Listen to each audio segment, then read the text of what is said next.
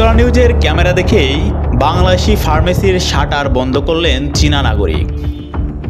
ফার্মেসির দোকানদারের অস্বাভাবিক আচরণ, এদিকে স্থানীয়দের হাজারো অভিযোগ। গলিতে গলিতে না, বাসার মধ্যেও ঢুকে যাচ্ছে। এলাকাবাসী সবার সাথে পরামর্শ করে সবার স্বাক্ষর সম্বলিত একটা দরখাস্ত নিয়েছি। এটা নিয়ে আমরা ডিসি সাহেবের কাছে যাব। ঘরের ভিতরে ডুহে বাথরুমে গেলে হেন খুচকি পারে, পাগের ঘরে ত্যক্ত করে, ঘরের দুয়ারে দেয়া চেংরা চেংরা সেরেন টেনে। হ্যাঁ, তো এখানে চীনা নাগরিকরা আমাদের অনুমতি ছাড়া বিভিন্ন প্রকারের ভিডিও ধারণ করে থাকে। আপনার নিজের রুমের ভিতরে থাকলেও দেখা গেছে ওরা অনুমতি ছাড়া হুট করে রুমের ভিতরে ঢুকে যাচ্ছে, ঢুকে গিয়ে বিভিন্নভাবে ওরা ভিডিও ধারণ করছে। চাইনা নাগরিকরা এসে প্রতি বাড়িতে ভিডিও ধারণ করে, এদের প্রতিবাদ আমরা চাই। আমরা এদের অনেকেই চাই, কারণ এদের দীর্ঘ 2 বছর যাবৎ প্রতিদিন আয়ারা ঘরে ঘরে ভিডিও করে মা বোনের ইজ্জত হানি হয়। এটা আমরা প্রতিবাদ জানাই। এটা আমরা মা বোন পরিবার এরা বাসার ভিতরে থাকে, অনেক সময় গায়ে মাথা কাপড় থাকেও না, বাসার ভিতরে যেভাবে ইচ্ছা এইভাবে চলতে পারে। কিন্তু তারা যায় বিনা অনুমতিতে চায়না পুরুষ যায়, তারপরে এরা ভিডিওগুলো করতেছে। এটা কি এই দেশটা কি এইভাবে আমাদের মান ইজ্জত নিয়ে এইভাবে হানাহানি চলতেছে? ওরা আমাদের পারমিশন ছাড়াই আমাদের ভিডিও করে নেয় ও পারমিশন ছাড়াই রুমে প্রবেশ করে। আসসালামু আলাইকুম, উত্তরা নিউজ থেকে আপনাদের সকলকে স্বাগতম। সাথে আছে আমি লিমন হুসাইন। এই মুহূর্তে আমরা অবস্থান করছি উত্তরা 9 নম্বর সেক্টরে। দর্শক, আপনারা ইতিমধ্যেই জেনেছেন উত্তরার 9 নম্বর সেক্টর, 12 নম্বর সেক্টর, টেকপাড়া সহ উত্তরার বিভিন্ন এলাকায় চীনা নাগরিকদের যে অবস্থান, তারা অলিতে গলিতে বিভিন্ন সময় অনুমতি ছাড়াই বিভিন্ন বাড়িতে ঢুকে যাচ্ছে এবং ভিডিও করছে। তারা প্রতিনিয়তই এই ভিডিওগুলো করছে, ধারণ করছে এবং তাদের সংখ্যা দিনে দিনে বেড়েই চলেছে। ইতিমধ্যেই আমরা স্থানীয়দের কাছ থেকে বিভিন্ন অভিযোগ জানতে পেরেছি এবং তারা 2 বছর ধরেই এটা দেখে আসছে। একটু জানতে চাইবো স্থানীয়দের বাসিন্দাদের কাছে যে আসলে তারা কি কি সমস্যার সম্মুখীন হচ্ছে। আপনার নাম? হাইবুর রহমান। আপনার বাসা? 9 নম্বর সেক্টর। আচ্ছা, আপনি আজকে এটা কি একটু জানাবেন আমাদের? যে এটা হলো আসলে আমাদের এখানে দেখা যাচ্ছে যে চীনা নাগরিকদের যে আনাগোনা, সেটা মানে 2 বছর যাবত অল্প অল্প সময় যদি হয় যে অল্প কিছুদিন আসছে চলে গেছে ভিডিও করছে, সেটা একটা আলাদা বিষয় হতো। কিন্তু 2টা বছর যাবত অনবরত তারা এই ভিডিওটা করছে এবং আমি 2টা কথা বললে আপনারা বুঝতে পারবেন যে এলাকাবাসী কতটা ওদের নিয়ে হ্যারাস হচ্ছে আর কি। সেটা হলো গতকালকে আমি যখন আসি, যেহেতু আমি এটা লিখে, আমি যখন এই দরখাস্তটা লিখে আসি তখনই ফার্মেসিতে একটা ছেলে উঠতে যায়, তো আমি একটু দাঁড়াই, কারণ আমি জানি, কারণ ফার্মেসির মধ্যে যারা ছিল তারা চীনা নাগরিক, কোনো বাংলায় মানে যার ফার্মেসি সে দোকানে নাই। তা আমি ওখানে দাঁড়াই, দেখি কী হয়। তখন লোকটা যে ওষুধ চায়, মানে দোকানে তো নাই সেটা তো বলবে, একটা ভালোভাবে ব্যবহার আছে না, চায়না ভাষা এমনভাবে বলতেছে মানে মানে ও বের করে দিচ্ছে যে না এখন ওষুধ নাই। তো ওনাকে বললাম। তারপর যেটা হলো, গতকালকে আমার এক ছোটো ভাই এখানে আছে, পিয়াল, এই যে ও, ঠিক আছে, ও যেটা যে হলো, আমরা আর 4-5 জন একসাথে দাঁড়াছিলাম। তখন যখন ভিডিও করতে করতে তারা যাচ্ছে, যখন তারা যাচ্ছে তখন পিয়াল করলো কি, যে ওর মোবাইলটা দূর থেকে, তাও কাছে গিয়ে না, ওর মোবাইলটা বাই করে তার দিকে একটু তাক করলো, যে জাস্ট ভিডিওটা ওপেনও করে না, তাক করলো। সে দূর থেকে দেখছে, দেখে আমরা 5-7 জন দাঁড়ায় আছি। তা থাকা সত্ত্বেও সে কোনো ভয় না পেয়ে আমাদের এখানে আসলো, চীনা ভাষায় এসে প্রথমে ওকে একটা পুশ করলো, ধাক্কা দিয়ে বললো মোবাইল বের করতে, মানে ইশারা দিয়ে বললো। তো মোবাইল বের করতে বললো, আমরা এখানে অনেকজন ছিলাম, তো আমরা বলতেছি কী সমস্যা, তখন আমরাও ধরি। তখন সে ট্রান্সলেটরটা বের করে বললো যে আমার ছবি তুলেছে, এটা মুছে ফেলো। তখন আমার আরেক বন্ধু আছে ওইখানে, ও আবার বললো ট্রান্সলেটরটা কাছে নিয়ে যে তোমার ছবি তুলেছি, তুমি বললা যে মুছে ফেলতে, কিন্তু আমাদের ছবি যে তুমি তুলতেছো, এটা তুমি কার পারমিশন নিছো? তো এই কথা একসাথে অনেক চিল্লাচিল্লি আমাদের সাথে, যেহেতু এখানে আরও লোকজন যেহেতু জমে গেছে আর উনি একা ছিল, উনি এখান থেকে তাড়াতাড়ি দ্রুত ত্যাগ করে যায়।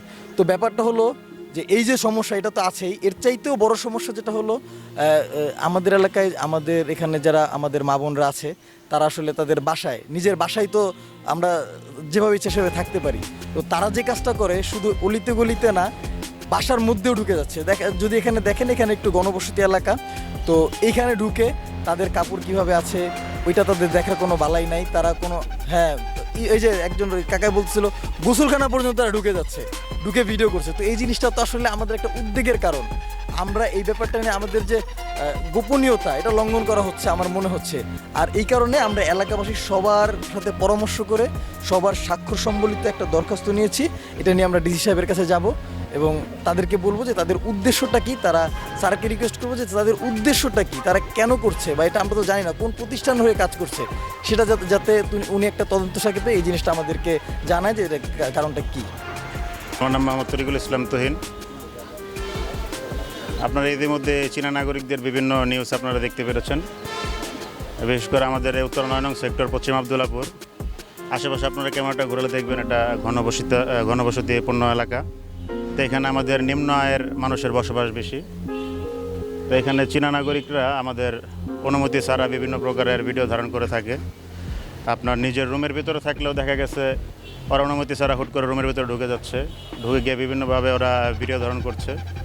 এবং এর আশেপাশে দেখা গেছে আপনার যারা কেউ গোসলখানার ভিতরে গোসল করতেছে, ওরা সরাসরি ভিতরে ঢুকতে না পারলেও ওদের হাতের যে মোবাইল ফোনটা আছে, মোবাইল ফোনটা ওরা মোবাইলের স্ট্যান্ডের মাধ্যমে উঁচু করে ধরে ভিডিও ধারণ করছে। এবং অনেক ক্ষেত্রে দেখা গেছে কেউ টয়লেটে যাচ্ছে, টয়লেটে ওদের পিছিয়ে পিছিয়ে গিয়ে ভিডিও ধারণ করতেছে। এর কারণে আমাদের বিভিন্ন প্রকার সমস্যা হচ্ছে, আমাদের মানহানি লঙ্ঘন হচ্ছে এবং অবৈধভাবে যে ভিডিও ধারণ করছে এটা দেখা গেছে আমাদের বাংলাদেশ আইনে সাইবার ক্রাইমের ভিতরে পড়ে।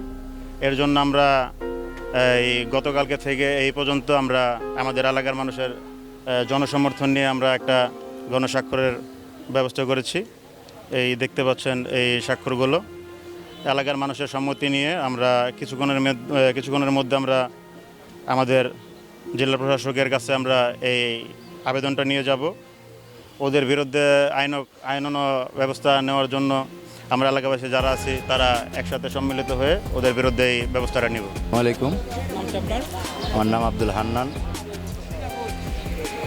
আমরা উত্তরা 9 নম্বর সেক্টরে বেরিবাদের সাথে আমরা নিরীহ মানুষ আমরা বসবাস করি কর্মস্থল অবস্থায়। আমরা এই 9 নম্বরে বসবাস করি, কিন্তু দীর্ঘদিন এই 2 বছর ধরিয়া এই 9 নম্বর সেক্টরে বা উত্তরা আনাচে অনেক জায়গায় উত্তরার ভিতরে এই যে চায়নারা আইসা তারপরে আমাদের মা বোন পরিবার এরা বাসার ভিতরে থাকে, অনেক সময় গায়ে মাথা কাপড় থাকেও না, বাসার ভিতরে যেভাবে ইচ্ছা এইভাবে চলতে পারে। কিন্তু তারা যায় বিনা অনুমতিতে চায়না পুরুষ যায় তারপরে এরা ভিডিওগুলো করতেছে। এটা কি এই দেশটা কি এইভাবে আমাদের মান ইজ্জত নিয়ে এইভাবে হানাহানি চলতেছে? আমরা কি মানুষ মুসলমান হিসাবে আমাদেরকে তো একটা মান সম্মান আছে, মান ইজ্জতের ব্যাপার। তাহলে এরা এগুলা ভিডিও করে নিয়ে তারপরে বিদেশে বাইরে এদের দেশে বিভিন্ন জায়গায় এগুলো ছড়াইতে আছে, আমাদের মান ইজ্জত নিয়ে একটা সিনিমিনি খেলতেছে। কারণটা কি এটা আমরা একটা তীব্র নিন্দা জানাইতেছি। চাইনা নাগরিকরা এসে প্রতি বাড়িতে ভিডিও ধারণ করে, এদের প্রতিবাদ আমরা চাই। আমরা এদের অনেকেই চাই, কারণ এদের দীর্ঘ 2 বছর যাবৎ প্রতিদিন এরা ঘরে ঘরে ভিডিও করে মা বোনের ইজ্জত হানি হয়। এটা আমরা প্রতিবাদ জানাই। এটা আমরা ওরা আমাদের পারমিশন ছাড়াই আমাদের ভিডিও করে নেয় ও পারমিশন ছাড়াই রুমে প্রবেশ করে। আমরা নিষেধ করি কিন্তু আমাদের কথা শুনে না। ভিতরে ঢুকে পড়ছে। No no no no no no.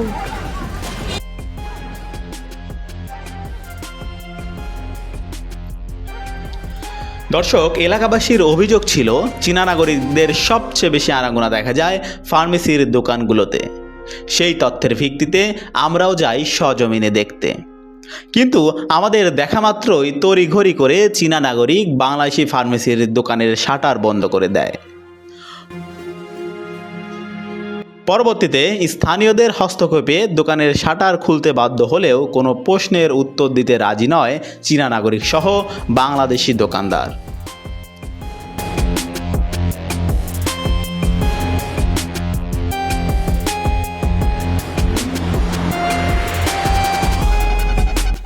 স্থানীয়দের যে অভিযোগ ছিল, উত্তরার বিভিন্ন ফার্মেসির বাংলাদেশি দোকানদাররা এই চায়না নাগরিকদের সাথে একটি লিঙ্ক আছে বলে তারা সন্দেহ করেছিলেন।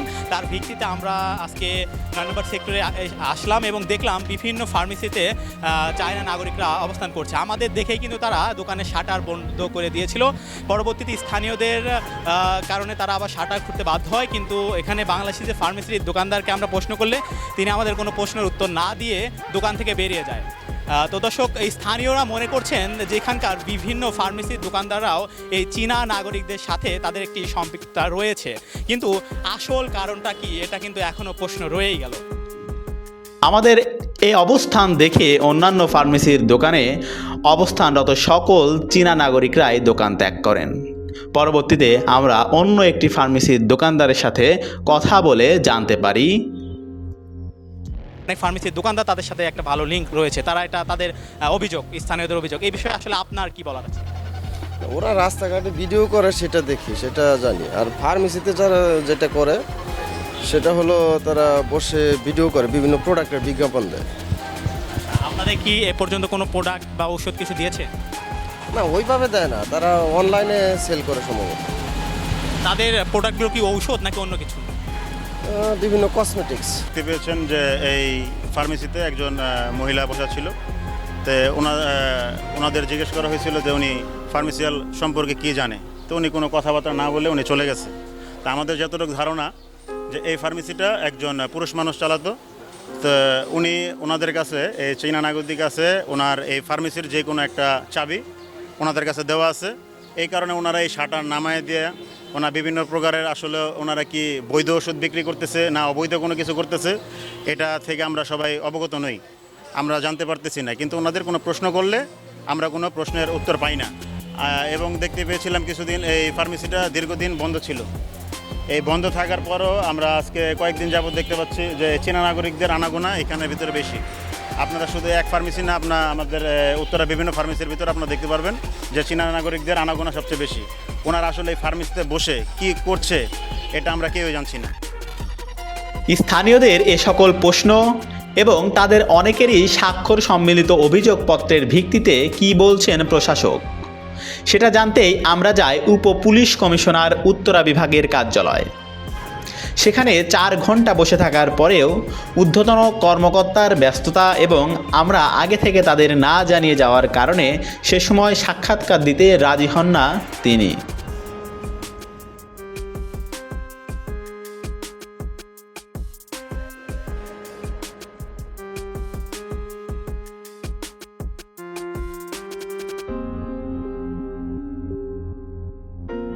লিমন হোসেন, উত্তরা নিউজ, ঢাকা।